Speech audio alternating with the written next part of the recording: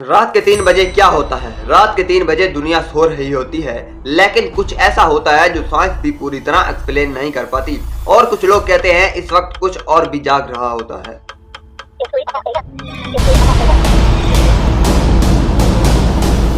क्या तुमने अक्सर नोटिस किया है कि तुम्हारी आंख अक्सर रात के 3 बजे खुल जाती है, या फिर तुम्हें अजीब सी फीलिंग्स होती हैं, जैसे तुम्हें कोई देख रहा हो? साइंस के मुताबिक रात के 3 बजे हमारी बॉडी सबसे ज्यादा वुल्नरेबल होती है।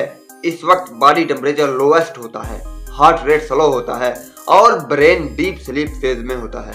इसलिए अगर तुम्हारी आंख इस वक्त खुलती है तो तुम्हें एंजाइटी, डर या अजीब महसूस होता है। मगर दूसरी तरफ पैरानॉर्मल बिलीवर्स कहते हैं कि रात के 3 बजे को डेविल्स आवर्स कहा जाता है। ये वो वक्त होता है जब नेगेटिव एनर्जी सबसे ज्यादा एक्टिव होती है। इसलिए कई लोग इस वक्त स्लीप पैरालिसिस का शिकार होते हैं, जहां इंसान होश में होता है लेकिन हिल नहीं सकता और अक्सर किसी शैडो या प्रेजेंस को महसूस करता है। तो सवाल ये है कि ये सब सिर्फ ब्रेन का खेल है या सब में कुछ और भी हो रहा होता है?